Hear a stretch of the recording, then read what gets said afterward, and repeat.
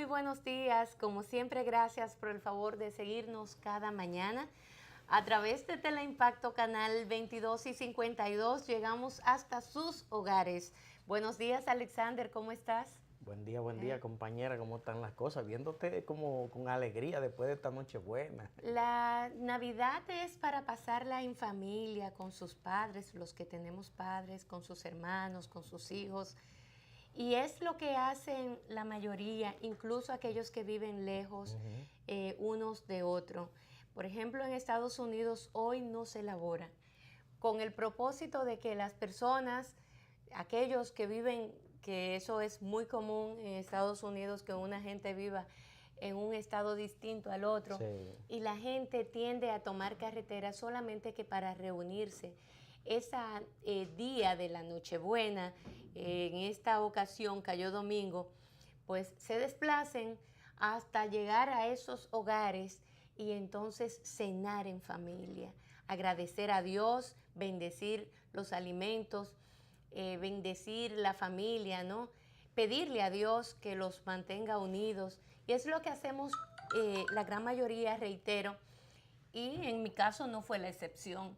Nos reunimos todos, nos reunimos mis padres, mis hermanos, todos y todos los nietos de mi padre, que cada vez son más.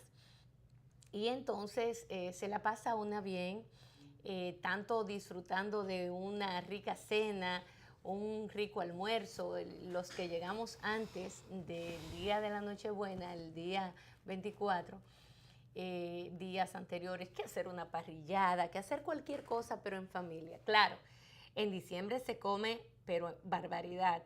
Y entonces se pierde la figura, las libras se toman rápido.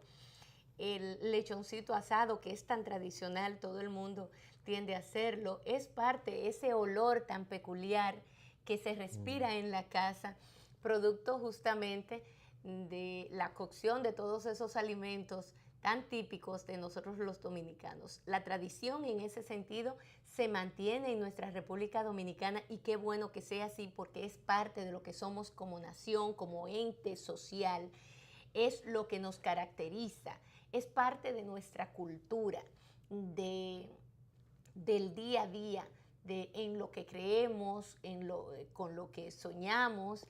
Y entonces ese día 24 de diciembre se pone de manifiesto. Y fíjate que como son... Ese pastelito en hoja Sí. que nunca falta, el lechoncito asado, el moro. La telera, que es una cultura nacional. Sí, bueno, la telera yo creo que es más simbólica Sí.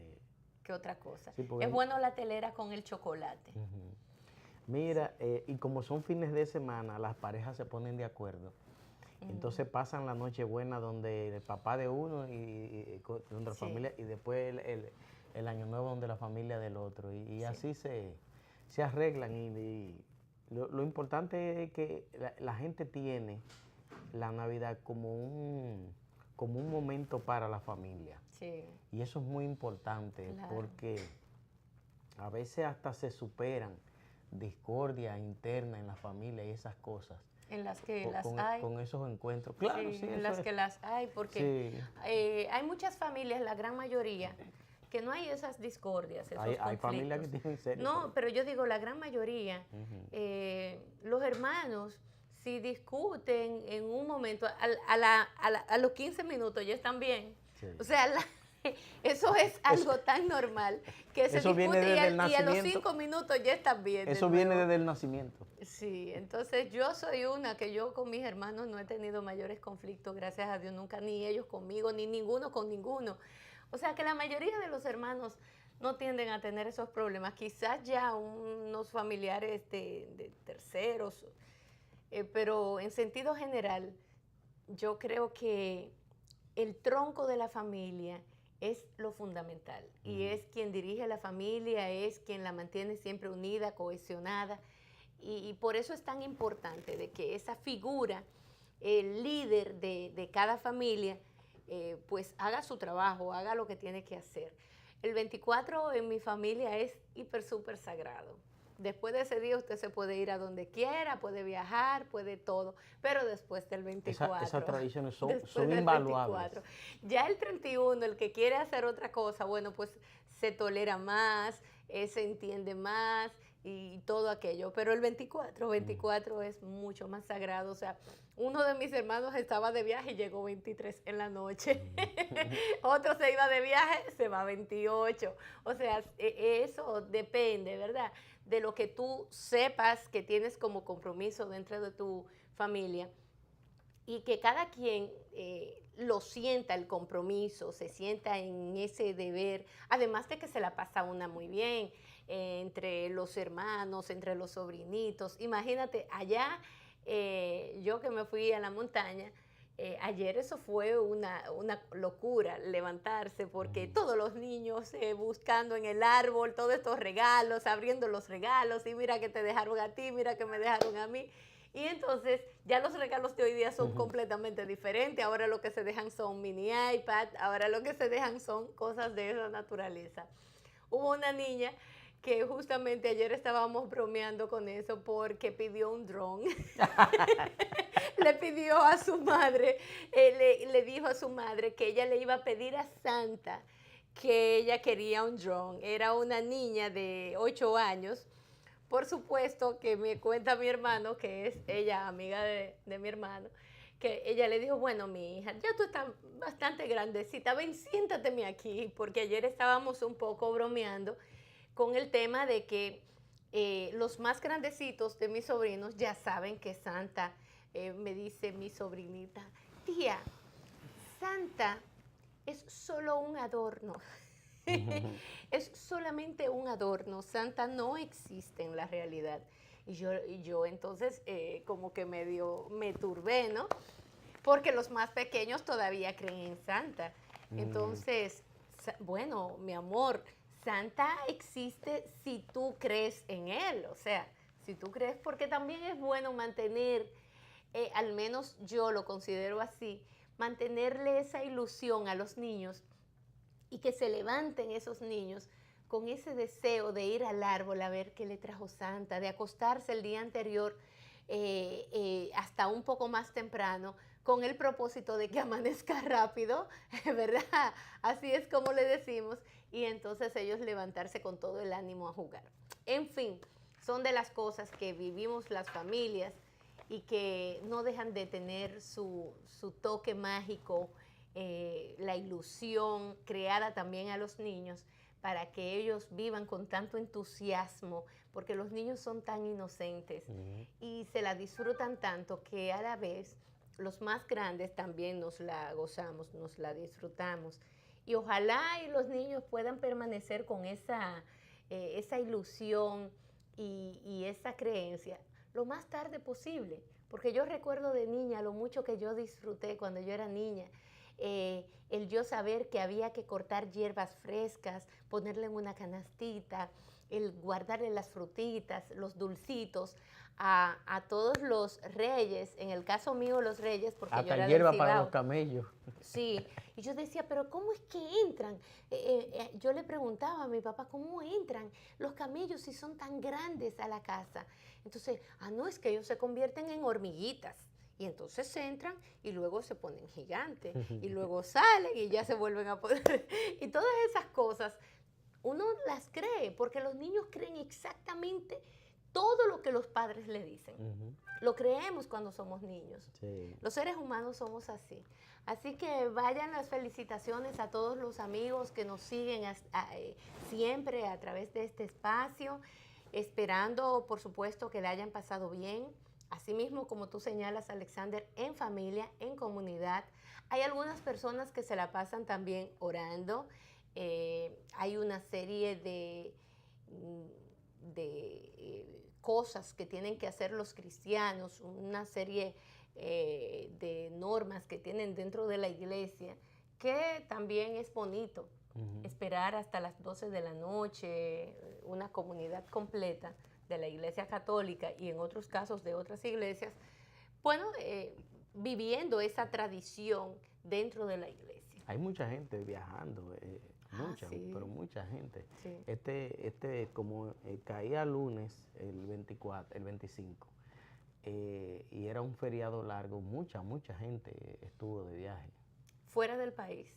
Y también Y en el interior. Y también internamente, mucha gente. Sí. eh, fue muy activo este fin de semana. El desplazamiento Fue importantísimo. muy activo. Claro, es lo que te digo, todo el mundo trata de llegar a su casa, a llegar a la casa de los padres, los que se reúnen en casa de los padres. Me decía una novia de mi hijo mayor, la novia de él, no es que él tenga varias, ni mucho menos, la novia de él, lo que pasa es que tengo varios hijos, y ella me contaba que sus padres son, ellos son 4 hermanos, y ellos se rotan, y también en casa de su abuela, y ellos se van rotando año por año y se hacen distintas casas. En el caso nuestro es en una sola casa, que es la casa de mi padre, y entonces ahí nos reunimos todos. Hay quienes siguen esa tradición. Nosotros, por ejemplo, siempre vamos a la casa de mamá. Sí, exacto. Y tú te desplazaste hasta Barahona. No, este fin de semana yo no fui, no. Ah, no. No fui, no. Ah, pero tu mamá debe de estar muy triste. Sí. Tu madre que siempre nos ve, que Sí. siempre nos sigue, y la tía tuya Ajá, que siempre nos sigue. sí, los hermanos míos sí Te fueron. portaste muy mal. Te portaste mal. Tenía un compromiso aquí. El compromiso debe de ser con tu mamá. Sí. Sí, Pero tú lo cambiaste este año de tu esposa y el 31 entonces menos mal. Entonces el 31 espere a su hijo allá en Barahona, porque eso es así. Tú ves, nosotros los 31 nos quedamos aquí en la ciudad, con mi padre también.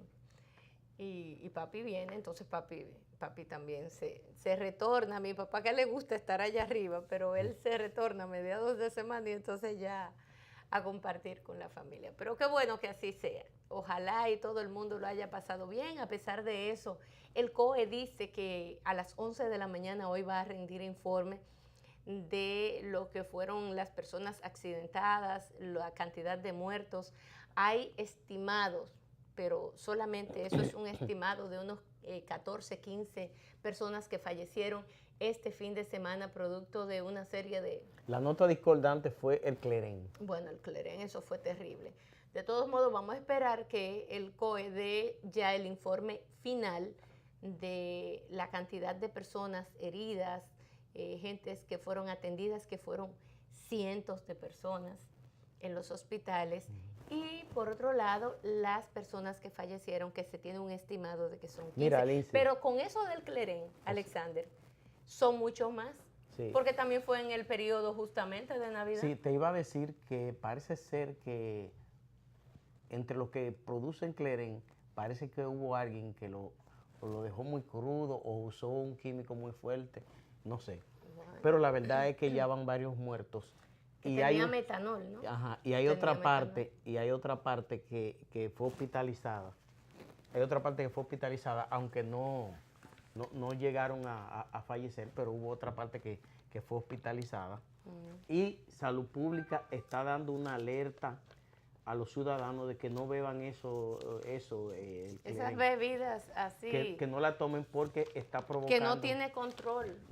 No hay un control sanitario de eso. Y entonces ya van varias personas muertas y otros resultaron gravemente afectados con esa bebida del Clerén. Así que a la gente que se lleve de la alerta de Salud Pública, porque por algo Salud Pública lo hace. La gente le gusta estar inventando con esas cosas y esas bebidas así hechas en patio. Yo no sé si tú viste las imágenes que ofreció Salud Pública de uno de esos centros que fueron clausurados. Era en tanque, en un patio, un tanque sucio, y entonces con un plástico arriba amarrado. En esas condiciones, una bebida que se produzca en esas condiciones, usted no puede tomar una cosa así. Entonces la gente tiene que hacer conciencia de que la salud tiene que estar primero por encima de todo. Esa bebida Clerén, échela a un lado, no tome eso. Que van varias personas gravemente afectadas, hospitalizadas, y van varios muertos por el consumo del Clerén. El pasado viernes incluso nosotros hablamos de eso en el programa y le explicábamos a la gente por qué eso está. Incluso hubo una joven que fue al hospital a ver a un familiar que estaba afectado y ahí mismo también cayó ella. que había consumido la bebida esta del Cleren. Eso es un candelazo. No, y no Tomarse solamente eso, déjame decirte que no se sabe cuánto es que han muerto por el famoso Cleren, porque por un lado dicen una cosa y por otro sale otra. O sea, el reporte es de 12, 11 personas que fallecieron. Sí, fallecieron ahí en ese lugar. Pero se dice que en otra parte, dicen que creo que es por Atomayor, por esos lugares, fallecieron otra cantidad O sea importante. que esa bebida, Estamos hablando de 23 personas que esa bebida se irradia por todo el país. Sí. Hasta el momento no se tiene un número exacto, pero se habla de 23 personas. Porque también con esto las autoridades no pueden tapar el sol con un dedo ante situaciones de esta naturaleza. Primero porque, ¿quién tiene la culpa de eso? Bueno, las autoridades tienen su culpa porque se supone que todos los productos que se ponen en el mercado, a la venta en el mercado, deben ser regulados, controlados. Esas bebidas son bebidas caseras que no tienen pero que toda la vida se han vendido. Tanto el Cleren como el Triculí, como el que no sé quién. Y son bebidas que se hacen y se empacan en unas botellas cualquiera, sin ninguna medida sanitaria. No, y la gente la compra. A precios, ya usted sabe, baratísimo. Y además de todo, que la gente ahí sí que se ajuma, como dicen. Ahí sí que la gente se emborracha porque es alcohol puro. Una cosa terrible. Y no, y que te venden hasta 25 pesos de eso. Imagínate. Tú vas con una botella y te echan y tú Media pides, botellita. Dame 25 pesos ahí. De Cleren. De Cleren y te echan 25 pesos. Es lo que tú quieras. Eso es así que se vende. Entonces, imagínate tú. ¿Qué control sanitario puede haber allí? Pero no solamente un control sanitario, ningún registro. O sea, todas las botellas de alcohol que usted compra te indica a ti el grado de alcohol que contiene. Si un 15%, si un 10%, te lo indican la cerveza, los vinos, todas las bebidas, te va indicando exactamente la cantidad de alcohol que contiene cada botella. Pero en este caso no hay forma de determinar la cantidad de alcohol, ni mucho menos, porque, bueno, y ya tú ves que para producirle la muerte a tantas personas, a todo aquel que consumió el Cleren, el famoso Cleren, murieron. Solo en Pedro Santana, y no se sabe. Solo en Pedro Santana murieron 12 personas. Imagínate. Mira, yo una vez estaba en Barahona y me paré en un colmado a tomarme un refresco y vi al del colmado echándole vino tinto y yo le pregunté qué él estaba haciendo y me dice, que eso es Triculí. Yo le echo vino tinto y lo pongo casi del color del ron y así cuando las autoridades vienen, oye hasta dónde llegan con eso. Y gracias a Dios que le echan vino tinto y lo ligan con otra cosa y por eso quizás no mata más gente. No mata más personas. O sea, aquí, burlan a las autoridades con esas cosas. Aquí, en este fin de semana, se evidencia en todos estos hechos lo que somos como país y la poca regulación que tenemos como país. Porque fíjate, tú sabes lo que sucedió también, Alexander. Ajá. 2 compañeros de trabajo se fueron a los puños, como dicen por ahí, y uno mató al otro por una propina de 50 pesos. Yes. Por una propina de 50 pesos, ellos estaban en su puesto de trabajo, vendían pollo, vendían carne, ¿no? Y un cliente le dejó 50 pesos y empezaron a discutir, a pelear por los 50 pesos y uno le dio un machetazo al otro, por ahí, por el mismo cuello, que lo desangró prácticamente. Esa persona falleció en el hospital. Y te estoy, o sea, ¿hasta dónde la agresividad dentro del seno de la sociedad es cada vez peor?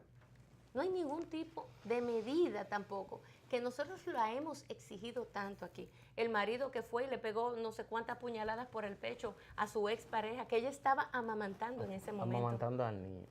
Es una locura.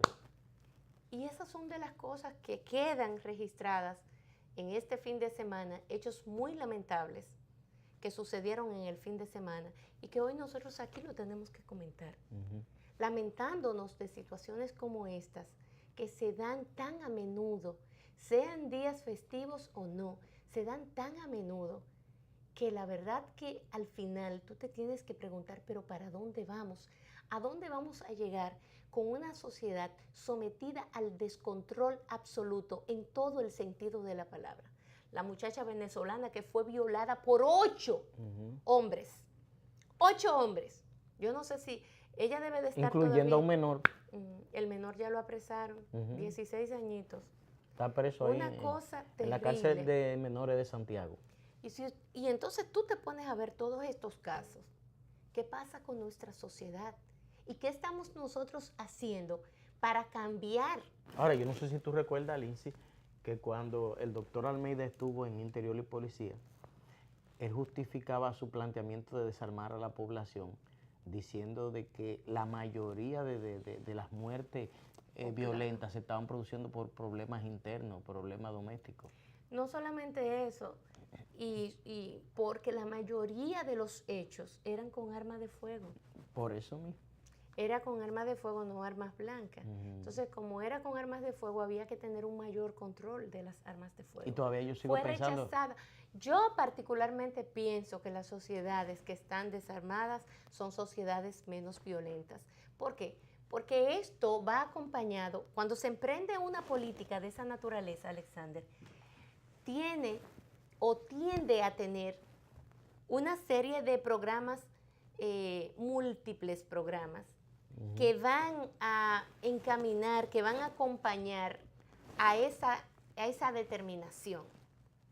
¿Cómo?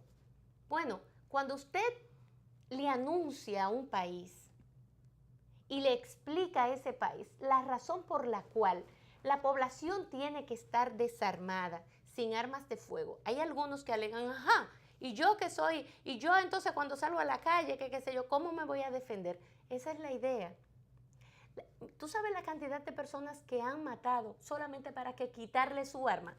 Mira cuántos policías mataron este año para quitarle su arma de reglamento. Lo mataron. Creo que iba por 27 la última. Sí. Creo que era por 27. Han matado una veintena, más de una veintena policías de policías y militares que lo matan para quitarle su arma de reglamento. Pero imagínate tú si esos son a hombres entrenados. Imagínate tú qué no pueden hacer con una persona común. Entonces, cuando se anuncia esto de desarmar a la población, esto produce en la población, ¿el qué? Bueno, el virar la cabeza hacia esa medida que las autoridades están tomando. ¿Y qué es lo primero que tienen que hacer las autoridades? Explicar la razón por la cual va a desarmar a la población. Y de hecho tiene que ser un proceso de convencer a la mayoría de que desarmar la población es una medida saludable, es una medida que va a impactar de manera positiva, pero por supuesto que además de eso tiene que ir acompañado de otros programas que vayan bajando el tono y haciendo más consciente a los ciudadanos. Pero para eso se requiere de mucha voluntad política, se requiere de voluntad desde el propio Poder Ejecutivo y se requiere una voluntad de la mayoría de los dominicanos de transformar esta sociedad, de hacerla menos violenta, más consciente y menos violenta, de hacer una sociedad que viva más en familia y que tenga mayores compromisos. Este fin de semana, por ejemplo, estaba yo hablando con mi adorado tío Hugo, que también estaba en la montaña, él tiene casa ahí cerca de la nuestra, ahí al lado, todo ahí cerrado. Y entonces, y hablaba con Huguito, que es un artista, es un hombre de las artes plásticas, es tremendo artista. Bueno, y hablábamos del tema educativo. A propósito que pronto voy de viaje a Japón, y estábamos hablando de varios países, yo le decía, bueno, a mí me encantaría ir a Finlandia, no he ido, me encantaría, para conocer lo que está pasando ahora con el cambio que ellos han hecho a nivel estructural de la educación. Finlandia es uno de los países que está en el lugar 1 o 2 siempre, en esas evaluaciones de PISA que se hacen cada año, y ellos siempre aparecen en el 1, en el primero, en el segundo y a veces en el tercer lugar, pero no pasan de allí. Y Finlandia vive constantemente atendiendo el tema educativo. Y entonces, lo digo justamente por eso. La educación trae como consecuencia a una población más consciente, Alexander. Cualquier nación del mundo que quiera transformarse, que quiera dar un salto cualitativo, tiene que fijarse en la educación. Por eso yo me molesté tanto, y hablábamos también toda la familia, un poco ridiculizando, algunos de ellos, dentro de un ambiente muy familiar, por supuesto, ridiculizando al ministro de Educación. ¿Por qué ridiculizándolo?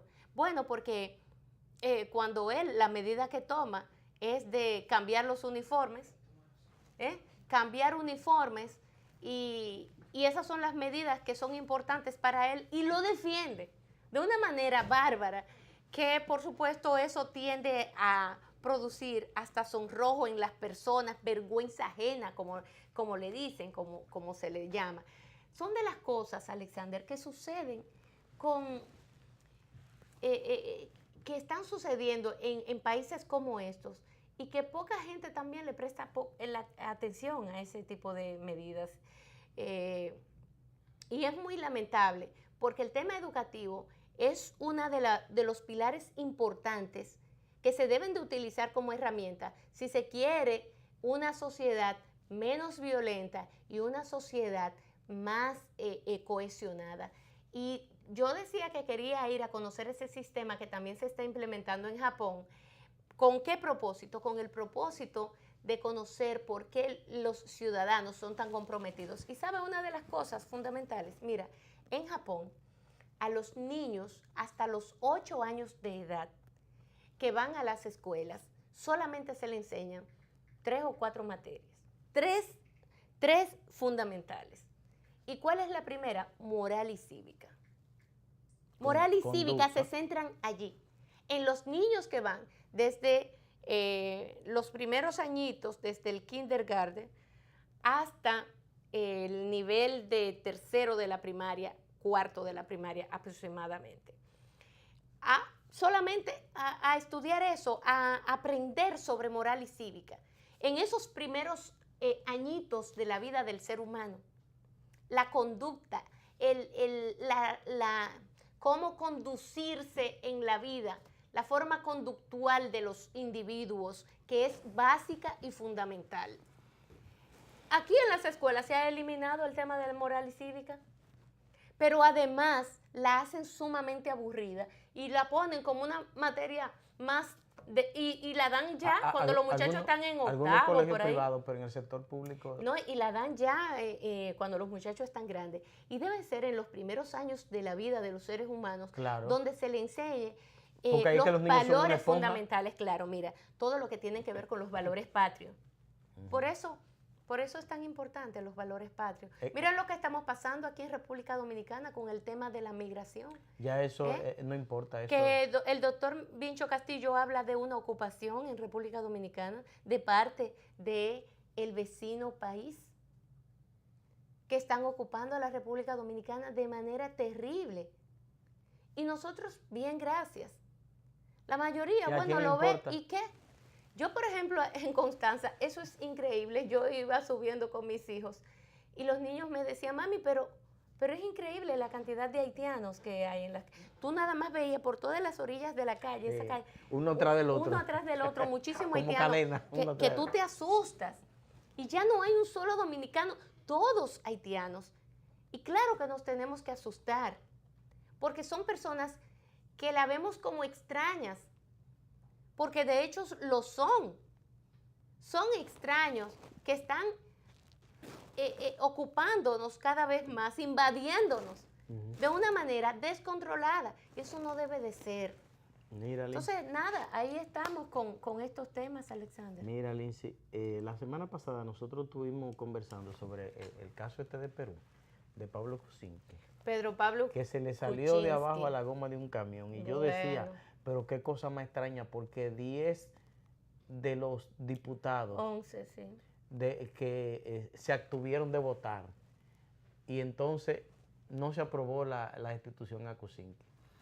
Lo raro es que esos 11 diputados eran de Fuerza Popular, que es el partido fujimorista. Sí. El partido de Fujimori. Sí, pero todo el mundo... Y entonces, cuando sale el indulto a Fujimori, es que Fujimori. nos damos cuenta que fue producto de una negociación. Pero Que antes Pablo de Kuczynski no se le salvó, sino que Pablo Kuczynski negoció con el PPK, Fujimorismo. claro, y eso se está cuestionando. Y Seriamente también cuestionando, así. mantiene a una sociedad completamente dividida, casi 50-50, como dirían los norteamericanos, 50-50 prácticamente. El fujimorismo es una fuerza muy importante en el Perú. Keiko mantuvo su posición, pero Keiko y Kenji, que son hermanos Sí. y son políticos y están en el Congreso ambos, ellos, por supuesto que, Keiko es la líder del partido y ella mantiene a la mayoría de sus legisladores bajo sus lineamientos. Kenji, que está ahí dentro del Congreso, tiene unos 10 legisladores aproximadamente que lo obedecen a él, que lo siguen a él. Y eso solamente hizo posible que hoy Fujimori esté en su casa descansando, después de 10 largos años en prisión, porque lo acusaban de haber cometido actos del tema humano, qué sé yo. Atrocidades contra los humanos. Atrocidades y todo eso, producto de una serie de eventos que sucedieron en el Perú.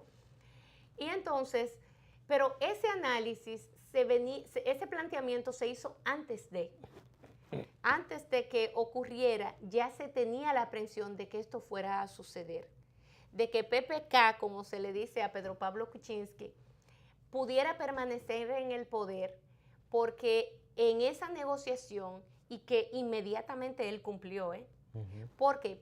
Porque Pedro Pablo Kuczynski ha venido gobernando, lo que tiene es 1 año y pico, pero ha venido gobernando bajo toda la presión que tú te puedas imaginar del sector fujimorista. Porque él nada más tiene Porque como 11 o 12 Sí, legisladores. es lo que tiene. Pero no solamente eso, la presión que este hombre recibe a diario y una sociedad, imagínate tú que el 50% de la población encima de ti ahí todo el tiempo, ese partido es demasiado fuerte, y es lo que él ha tenido que venir enfrentando día tras día con esa fuerza tan importante. ¿Qué hace él de manera inteligente? No solamente que preserva el poder, sino que ahora yo estimo que muchas cosas pudieran cambiar. ¿Por qué? Porque el hecho de Kenji dar ese paso tan importante y lograr y él cumplir con lo prometido de que él inmediatamente entonces se votara, se procedía a sacar a Fujimori. Un indulto que recibió. Entonces, bueno, de ahora en adelante me imagino yo que vendrán otro tipo de negociación. O sea, fue un acuerdo político el que, por supuesto que esto está siendo cuestionado, altamente cuestionado en el Perú. ¿Cómo es posible que por un acuerdo político se le pase por encima la justicia? O sea, que es un poder completamente separado del poder ejecutivo, el poder legislativo, y sin embargo el poder ejecutivo se impuso a través de un indulto que también el presidente tiene esa facultad. Y se van dando todos estos hechos en la región y nosotros como sociedades del mundo también cuestionamos qué es lo que está pasando con el poder ejecutivo en estos países donde las instituciones son débiles, donde el tema institucional es muy débil, y mientras más débil es, pues mayor avasallamiento cometen los gobernantes. Y si no hay mucha conciencia de parte de ese gobernante, esto puede ser tan terrible como llevar a toda una sociedad a un derricadero, tan terrible como desarticular todo un sistema institucional. Y son de las cosas que nosotros estamos viendo de manera cada vez más seguida. Se repiten cuadros muy parecidos entre un país y otro de la misma región. Pero ahí está salvada la posición del presidente del Perú, Pedro Pablo Kuczynski, y vamos a ver en lo adelante cómo esa sociedad se maneja y sobre todo el gobierno, que esa presión, hoy hay protestas y todas esas cosas, pero eso pasará. Sí, imagínate. Eso pasará. Además de que estamos hablando de un hombre de derecha, para que tú veas que no tiene que ver con derecha o con izquierda. Se da en ambos casos, si usted no baila bien, no baila al ritmo de los grandes poderes, de esas manos poderosas que intervienen de manera invisible muchas Ahora, Liz, veces y que vienen de fuera incluso. En Perú hay serios problemas porque es que en Perú los últimos 4 presidentes están en serios problemas judiciales. Bueno. Y yo te decía el jueves que aquí en esa reforma constitucional Leonel fue visionario cuando evitó que los románticos de la sociedad metieran en la constitución que se pudiera estar destituyendo a los presidentes y a los funcionarios electos. Es una sinvergüencería terrible. Eso es peligroso. Sí. Eso es peligroso. Fíjate ya por dónde va Perú. Eso debilita las instituciones. ¿Tú sabes por qué? Porque la gente prestante dice, pero bueno, yo no me voy a meter en eso. Voy a salir del poder y me van a meter preso. O sea, y entonces, ¿a quiénes tú le vas a dejar el gobierno? A lo peor. También está el tema de la corrupción, que hay una complicidad, y es uno de los temas que ha resaltado en Perú, que con esta acción de parte de PPK, lo que hace es alimentar una corrupción que tanto reclamaban los peruanos, y que una de las cosas que también se le criticaba a Fujimori era justamente esto. De todos modos, son de los temas que nosotros no nos podemos permitir estar exentos de ellos. Tenemos que estar atentos a lo que ocurre. Sí, porque en América Latina las cosas se dan por efecto dominó. Se da en uno y se para el otro, y el otro, y por ahí se irradia por todas las regiones. Sí, estamos hablando de que también esas fuerzas tan grandes producen ese tipo de rejuegos donde presidentes lo destituyen como si nada. Justamente por eso fue por un tema político de conveniencia para el otro, pero de lo contrario, si Kenji no negocia ese indulto a su padre, Pedro Pablo Kuczynski hoy estuviera fuera del gobierno, ¿viste? Y con él todo su grupo. Óyeme. Eso fuera un desastre, lo que estuviera viviendo Perú ahora mismo. Lo tenían agarrado. Lo tenían agarrado, lo acorralaron. Y él no tuvo más que desdecirse, porque el solo hecho de él provocar ese indulto a Fujimori, entonces, además de tener la mitad de la población en su contra por ser gentes del Fujimorismo, la otra mitad que votó por él justamente en contra de eso, entonces también lo cuestionan. ¿Con quién se va a quedar el presidente de Perú? Si él antes estaba bajo mucha presión, ahora tendrá que estar con más presión. Ahora bien, tiene una salida. Eso le abre las puertas al fujimorismo para que gane. Claro, porque en el nuevo proceso. El gran movimiento para evitar que Fuerza Popular gane las elecciones era porque se entendía que si Fuerza Popular ganaba, Fujimori lo iban a poner en libertad. Pero tú sabes una cosa. Pero ya está en libertad. Sí, pero déjame decirte una cosa. Además de todo, Pedro Pablo Kuczynski ya es un reo. Ya él es un preso. ¿De quién? De ellos. De Kenji, de toda esa gente. Va a tener que ser un preso. ¿Por qué? Porque ya lo que él prometió y lo que él supuestamente estaba en contra, tuvo que desdecirse con esa sola acción. Y su vicepresidenta también. Pero eso es la política. Esa es la política, pero eso es lo que te digo. Bueno, esa es la política, pero ¿qué tipo de política? ¿O cuál política es? Es que si él no hacía eso, mira. Bueno, caía, pero eso es lo que te digo. Pero entonces, ¿hasta dónde tú puedes llegar con tus valores y tus principios? Tus creencias, ¿tú las mantienes o no las mantienes? ¿Quiénes son aquellos hombres de compromiso realmente? Porque es preferible morir, como dice nuestro himno, cuántos otros himnos que nosotros tenemos, la guerra de la restauración. Y a veces es preciso morir, pero morir dejando un legado, dejando una visión, un pensamiento. Pero el solo hecho de tú, en un momento de crisis, tú tener que renunciar a esa creencia, a esos valores y a esos principios, no te convierte más que en un pelele, en un cualquiera. Y no es verdad que eso sea la verdadera política. porque ahí es donde descansa El realmente problema está que las grandes el tema de los reformas, principios, el tema de los valores. Las reformas y los cambios se impulsan desde el Estado. Sí, está bien, las Entonces- reformas y los entonces- valores, pero siempre y cuando tú tengas la independencia para hacerlo. Pero él ya se convirtió en un rehén. Entonces, ¿tú te crees que las reformas y los cambios se van a producir? Yo te voy a decir una cosa, el plan gestión de Estado de Kuczynski, para mí no dicta mucho del de Fuerza Popular. Y no quiero yo decir con eso que yo estoy de acuerdo con la posición de Pedro Pablo Kuczynski, no. Yo creo que también a Fujimori ya había que, ya tenía 10 años. O sea, ¿cuál era el tema? Un hombre ya de 79 años de edad, que se mantuvo preso y que además muchas de las cosas acusado de lesa humanidad, de cuantas cosas. Él no fue, o sea, si él era el jefe de Estado en ese momento, muchos de los eventos que se dieron escapaban de él. Entonces, eso por un lado.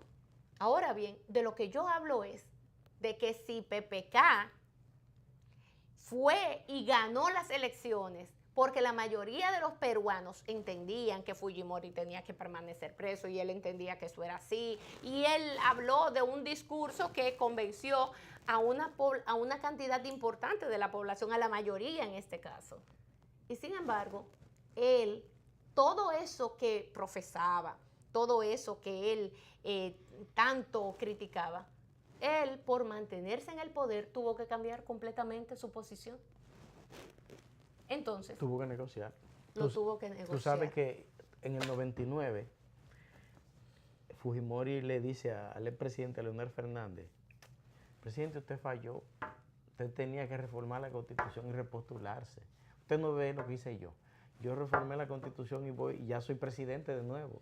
A los pocos días estaba destituido. Claro, porque están pensando en el hoy.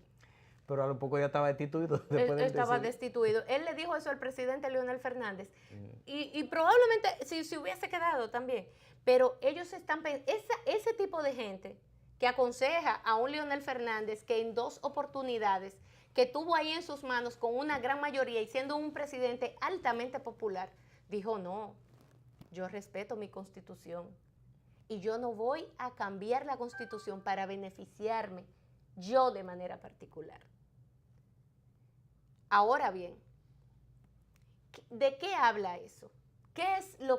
¿Cuál es esa decisión de un mandatario en un momento tan importante como ese, en un momento en el que muchos tienden a flaquear?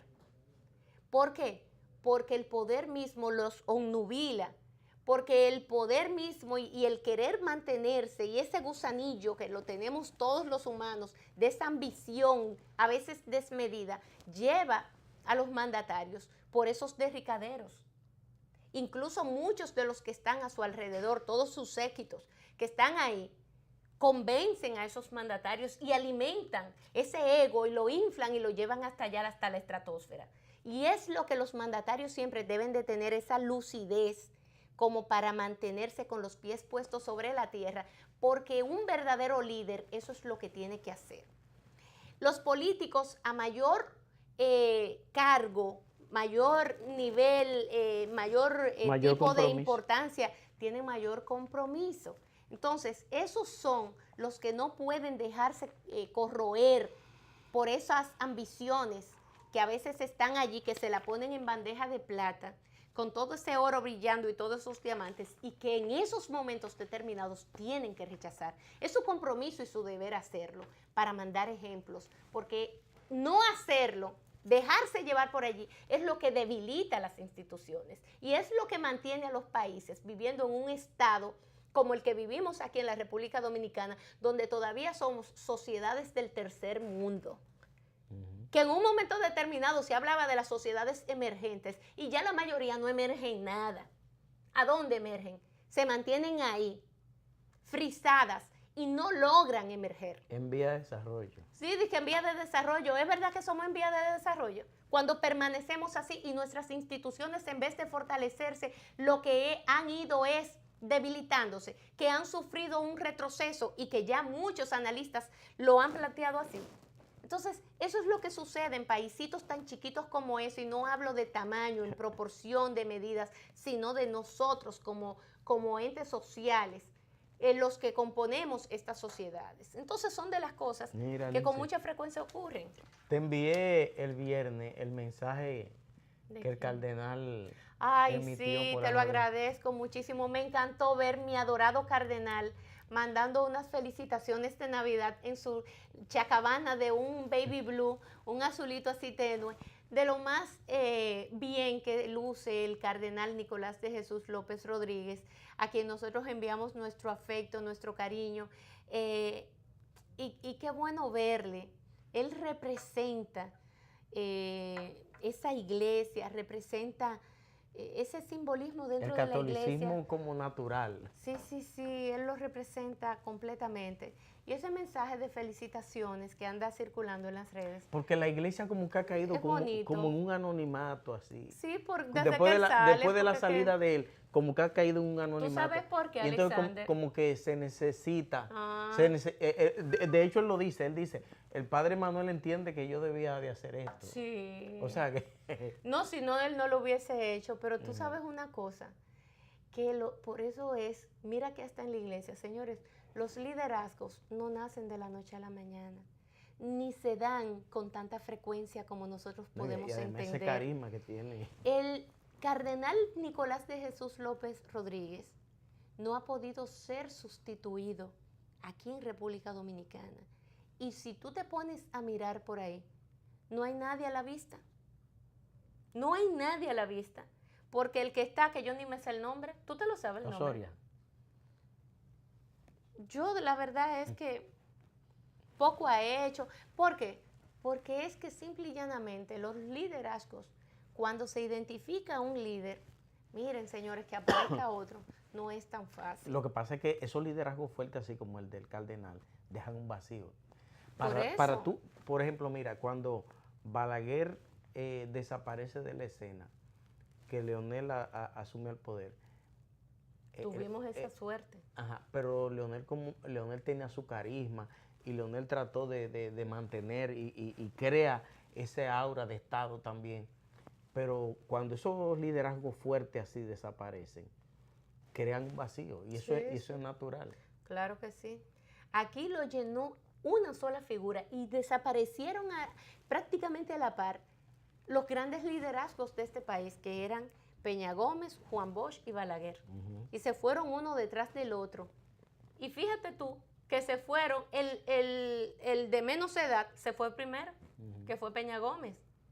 Sí. Entonces, desaparecen estos, pero tuvimos la fortuna de que entonces apareció un Leonel Fernández que desde que ese hombre habló, se ganó, conquistó los corazones de una gran mayoría, además de que quien lo impulsa y quien le levanta la mano es nada más y nada menos que los dos grandes líderes que en ese momento quedaban, que eran Bosch y Balaguer. Y el mismo Hipólito, a lo interno del PRD. Hipólito también. Porque Hipólito es un hombre carismático. Oh, pero claro que no se le puede restar eso.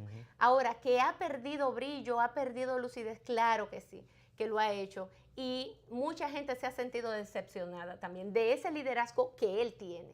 Porque tiene esa chispa, tiene ese charming que pocas personas tienen o que tenemos. Los liderazgos, si bien es cierto que hablan de que se pueden construir, esa chispa, ese charming, eso viene de fábrica. Eso es así. Sí. Mira, tenemos que irnos a una breve pausa, Alexander, y retornamos en unos instantes.